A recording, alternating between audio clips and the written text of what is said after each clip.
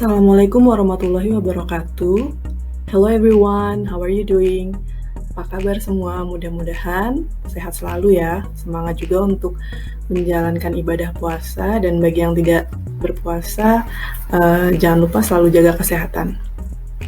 Oke, seperti yang sudah Miss sampaikan di video minggu lalu, minggu ini kita akan bahas mengenai gerund and infinitive. Ini sebenarnya kayak bagian grammarnya dari bab yang terakhir, which is about song. Jadi kita langsung bahas aja tentang gerund and infinitive itu seperti apa ya. So, ini yang akan kita bahas di slide atau di video kali ini. Yang pertama adalah overview, yang kedua ada features and example of the topic, jelas tentang gerund and infinitive, kemudian ada summary, and then there will be assignments actually, karena Miss akan kasih lebih dari satu, and then ada reference, jadi kamu bisa tahu dari mana Miss dapat materi-materi yang akan Miss sajikan di dalam slide ini. So without further ado, let's start it. Oke, yang pertama adalah ketika ditanya what's up with gerund, apa sih gerund? Mungkin ada yang udah tahu, tapi mungkin banyak juga yang, atau ada beberapa dari kalian yang aduh apaan ya, nggak tahu nih gitu. Yang ya kalau digambarin mirip ya sama si GIF ini. Oke, langsung aja. So jangan sedih kalau kamu masih bingung tentang apa itu gerund atau nggak tahu, or completely have no idea about what gerund is, you're not alone. Kamu nggak sendirian. Di sini dijelasin kalau misalnya in simple terms, secara sederhana, gerunds are words that end in ing. Gerund itu adalah kata yang memiliki akhiran ing, ya.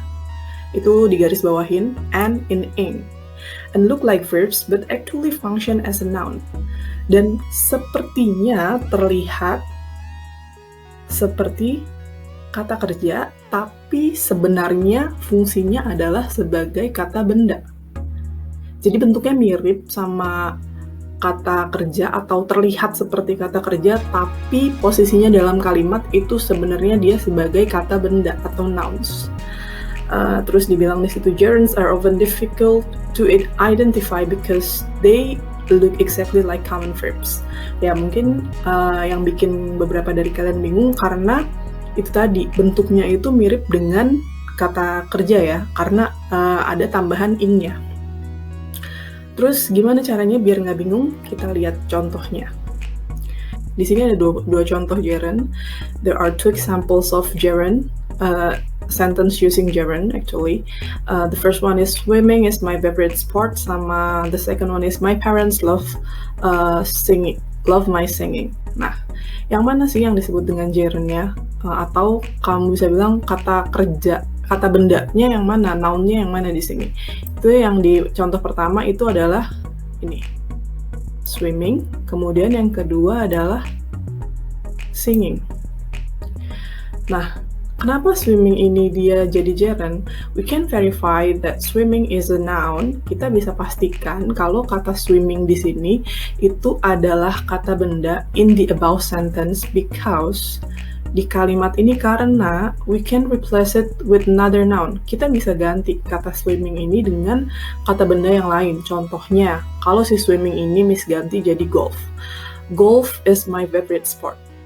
Sama aja kan? Karena ya tadi itu swimming ini di sini sebagai kata benda, bukan sebagai verb atau kata kerja. Oke. Itu contoh yang pertama. Kemudian contoh yang kedua, my parents love my singing. Nah, di sini gerundnya itu adalah singing-nya. Di sini dibilang we can verify that singing is a noun. Singing itu adalah noun atau kata benda because we can replace it with another noun. For example, eg itu bukan for example ya, atau kita bisa sebutnya sebagai example Gracia. Kalau for example itu biasanya pakai IE, atau bisa juga apa ya, satu lagi Miss lupa. Ya itulah pokoknya ya. EG itu kepanjangan dari example Gracia. Di sini dibilang kalau misalnya singingnya itu bisa diganti menggunakan kata hair. Nih kita coba. My parents love my hair. Tetap benar kan kalimatnya? Iya, karena memang singingnya itu adalah noun. Ketika kita ganti nounnya, itu ya kan tetap menjadi kalimat yang benar, tetapi dengan arti yang berbeda, karena nounnya tadi diganti. Ya. Oke, itu adalah contoh dari si gerund. Going to read the examples here. My cat keeps our neighbor awake. My snoring keeps our neighbor awake. Nah, di sini my cat itu adalah noun-nya. Dia sebagai subjek. Cat is a noun. Terus my snoring keeps our neighbor awake. Belakangnya tetap sama, tapi subjeknya diganti. Yang satu my cat, yang satu my snoring. Snoring looks like a verb. Si snoring ini nih bentuknya mirip kan, kayak verb. But it's actually functioning as a noun. Tapi sebenarnya fungsinya adalah sebagai kata benda. Terus yang ini ada, your dog cheers me up when I'm sad. Terus your being silly cheers me up when life becomes too serious. Di sini yang bikin dia seneng adalah your dog. Ya, dog is a noun, obviously. Nah, yang terakhir, yang bikin dia seneng ketika dia lagi susah, itu adalah your silliness atau your being silly. Being looks like a verb, but it's actually functioning as a noun. Ya, makanya tadi di awal di sini dibilang adalah they take possessive pronouns. Dia bisa diikutin atau bisa digabung sama si possessive pronoun. Yang my, your, her, has, yang kayak gitu-gitu. Oke, lanjut. Kemudian apa yang dimaksud dengan to plus infinitive? Nggak tahu juga. Oke. Atau masih bingung juga. Sebenarnya sama aja sih, tapi ya kita baca dulu. Yang dimaksud dengan an infinitive itu adalah to, kata to, T-O, plus the simple form of a verb. The simple form of a verb itu dengan kata lain kita bisa bilang juga dengan verb 1 atau V1. Misalnya, to plus see, to plus be, to plus go. Jadi to see, to be, to go, dan lain-lain. Ya, penjelasannya masih sama sebenarnya sama gerund, cuman di sini akan dibacain lagi. Just like gerunds, infinitives can also be used as the subject of a sentence or as the object. Jadi sama, posisinya masih sebagai noun, kata benda, dan dia bisa dipakai sebagai subjek atau sebagai objek. Tapi, it is more common for the infinitive to be used as the object. Lebih banyak atau sering kali si infinitive itu dipakai sebagai objek daripada sebagai subjek. Tapi bukan berarti dia nggak bisa jadi subjek. Okay, moving on. Here are some infinitives. Ini contohnya, sebenarnya masih sama sama yang tadi. Ada to eat, to sleep, to smile, to write, to wash, to shower, to break, to drive. Terus di situ the cat say the infinitive is essentially the to plus verb form. Ya, ingat-ingat, infinitive itu adalah to plus verb. Kalau ada to plus verb, itu posisinya dia pasti sebagai noun. Atau secara grammar kita sebut sebagai infinitives. Nah, ini contohnya. Yang pertama, to work without breaks is not healthy. Bekerja tanpa istirahat itu nggak sehat. Nah, we can verify that work is a noun and is acting as the subject of the sentence in the above sentence. Kita bisa pastiin kalau misalnya to work itu adalah kata benda dan berfungsi sebagai subjek dari kalimat di atas. Misalnya, Miss mau ganti to work-nya itu dengan to study. Itu juga nggak apa-apa sih, bisa juga. She likes to play basketball. We can verify that to play is a noun and is acting as the object of the sentence. Kalau contoh yang kedua, to play-nya itu dia ada di setelah kata kerja. Jadi she likes-nya itu adalah yang di highlight warna biru, itu adalah kata kerjanya. To play basketball, to play itu adalah infinitive-nya. Makanya di situ dia to play itu posisinya bukan sebagai verb tapi sebagai infinitive. Dan di situ sebagai objek juga.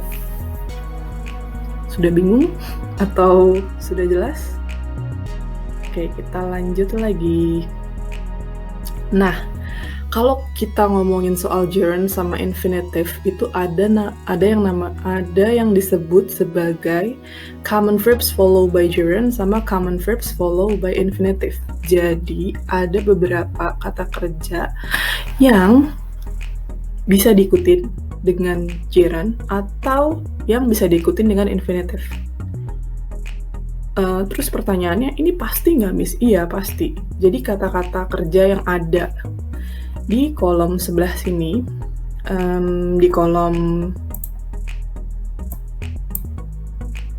jadi kata kerja yang ada di kolom bagian gerund ini, dia udah pasti diikutin sama gerund. Kemudian kata kerja yang common verbs follow by infinitive itu juga udah pasti diikutin sama infinitive. Terus pertanyaannya adalah, apakah kata-kata kerja ini harus dihafal supaya kita bisa memastikan dia nanti pakainya gerund atau infinitive? Bisa iya, bisa enggak. Back then, when I was in the university, waktu saya kuliah, my teacher asked the students to memorize this. Ya, dosen saya minta untuk ngapalin ini, tapi beda orang kan beda cara ya. Jadi saya dulu nggak ngapalin sih, lebih ke nyoba menggunakan kata kerja yang ada di list ini untuk membuat contoh kalimat. Karena kalau misalnya dibuat contoh kalimat itu makin lama kita pasti akan makin ingat kan kalau makin sering dipakai. Nah, itu menurut saya salah satu caranya bisa pakai itu juga. Tapi kalau misalnya kamu lebih ke tipe yang ya udahlah Miss, saya ngapalin aja, saya jago kok ngapalinnya, itu juga nggak apa-apa sih gitu. Intinya ini kamu bisa jadiin panduan kalau misalnya ada common verbs follow by gerund sama common verbs follow by infinitive. Apa aja itu? Kalau yang follow by gerund itu ada enjoy, appreciate, mind, quit atau give up, finish atau get through, stop, avoid, postpone, or put off, delay, keep on, consider, discuss, mention, and suggest. Nanti contohnya kayak gimana akan Miss taruh di summary. Kemudian common verbs follow by infinitive itu adalah ada hope to, or do something, promise to, plan to, agree to, intend to, over to, decide to, refuse to, seem to, appear to, pretend to, ask to, expect to, would like to, want to, and need to. Semuanya ada tuhnya ya jelas, karena dia pakai infinitive. Nah, satu lagi. Ini yang bikin belajar grammar itu sebenarnya agak sedikit a little bit tricky, I think. Kalau tadi Miss bilang ada common verbs followed by gerund sama followed by infinitive, ada exception di sini. Ada yang namanya common verb followed by either gerund or infinitive. Jadi, kata kerja ini dua-duanya nih, dia bisa diikutin sama si either gerund or infinitive. Kalau kamu ketemu kata kerja ini, kamu mau jawab pakai gerund atau mau pakai infinitive, itu dua-duanya bener. Ya. Cuman yang ngebedain adalah ada yang no difference in meaning sama difference in meaning. Jadi ada yang membuat ya udah mau kata misalnya begin, start, continue ini diikutin belakangnya gerund atau infinitive, itu artinya nggak akan berbeda. Tapi kalau ada kata remember, forget, regret, try, sama stop diikutin, misalnya yang satu diikutin gerund, remember to play sama remember playing, misalnya. Remember to take sama remember taking. Itu nanti akan beda di maknanya. Kayak gimana? Nanti Miss jelasin di summary, karena di situ ada contohnya. Kamu bingung kan? Ya, karena itu tadi, pasti di setiap grammar rules itu ada yang namanya exception. Itu yang sebenarnya harus kamu perhatikan setiap kamu belajar grammar. Oke, summary-nya ini ada sekitar 5 atau 6 slide kalau Miss nggak salah. Dan ini Miss ambil dari bukunya Betty Azar. Jadi bentuknya kayak tabel-tabel gitu. Kamu bisa baca ulang lagi dengan contoh. Nah, kalau yang ini adalah gerund and infinitive introduction. Ini sama kayak di penjelasan yang tadi, apa itu gerund sama apa itu infinitive, disertai sama contohnya yang dia sebagai subjek dan dia sebagai objek. Kemudian lanjut, Ini ada common verbs followed by gerunds yang tadi Miss sebutin, itu ada di sini. Ini ada common verbs followed by infinitive. Kamu bisa baca lagi di sini beserta dengan contohnya. And common verb followed by either infinitives or gerund yang tadi Miss bilang. Ada yang di a verb plus infinitive or gerund with no difference meaning, tanpa makna yang berbeda atau maknanya itu sama aja. Ada juga yang with a difference meaning, maknanya jadi berbeda. Nah, di sini ada contohnya. Misalnya, kamu bilang it began to rain sama it began raining, itu maknanya sama aja. Mau kamu puter-puter kayak gimana, ketika kamu pakai it began terus diikutin sama to rain sama raining, itu dua-duanya bener dan maknanya sama. There is no difference between began to rain and began raining. Ya. Nah, tapi kalau kamu ketemu sama tadi yang list yang ada di yang keduanya ini, yang with a difference meaning, remember, regret, stop, forget, try, itu akan jadi berbeda maknanya. Kita bahas satu aja ya di sini. Di sini ada kata yang itu ya. Judy always remembers to lock the door. Nah, remember plus infinitive itu artinya remember to perform responsibility, duty, or task, as in D. Kalau kamu kasih remember plus infinitive itu biasanya maknanya jadi untuk melakukan sesuatu yang berupa responsibility, kewajiban, atau emang hal yang harus kamu lakukan atau tugas gitu ya.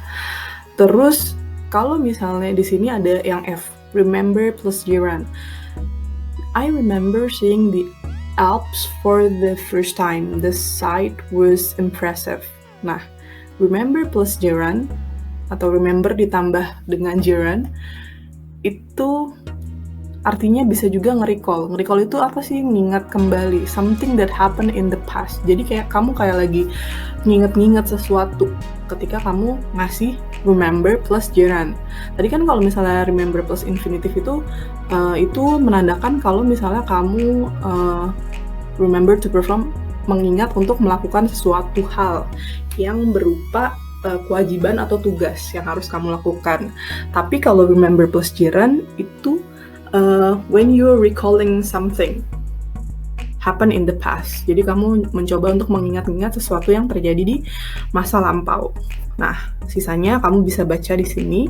Kalau nanti masih kurang jelas juga, kamu bisa tanya langsung di Google Classroom atau ya kayak biasa kamu bisa email or DM or Line or ya chat me through WhatsApp. Oke, kita lanjut. Assignment, tugas. Minggu ini misalkan kasih tugas, it is inevitable.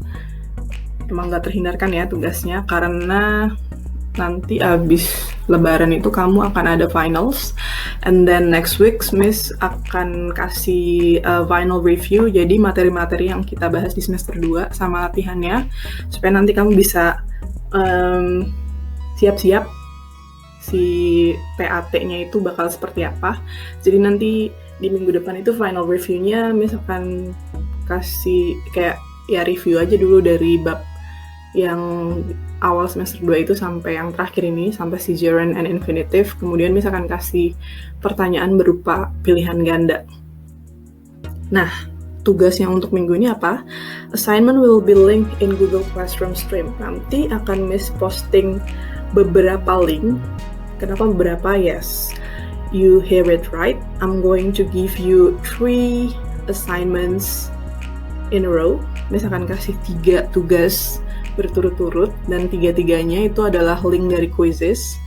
Yang 2 tentang gerund and infinitive, dan yang 1 tentang figurative language about song yang kita bahas 2 minggu lalu. Jadi nanti di situ kamu tinggal isi aja dan tinggal kamu klik aja link quizzesnya. Due date-nya Miss samain sih seminggu semuanya, jadi biar agak santai juga ngerjainnya, karena tugasnya juga lumayan, ada sekitar 50 numbers if I'm not mistaken. Oke, itu tentang tugas. Kemudian ini resources-nya, Miss dapat materi dari mana aja, kamu bisa baca di sini, and yeah, that's it. Oh, the last but not least, I'm going to read you a quote from Bestone. Creativity is a renewable resources. Challenge yourself every day. Be as creative as you like, as often as you want, because you can never run out. Experience and curiosity drive us to make unexpected, offbeat connections. It is these non-linear steps that often lead to the greatest work. Bestone, co-founder of Twitter. So I think that is all for today. If you have any questions, you may send me an email or chat me through Line, WhatsApp, or direct message on Instagram. And I'll see you guys next week. Thank you for watching. Assalamualaikum warahmatullahi wabarakatuh.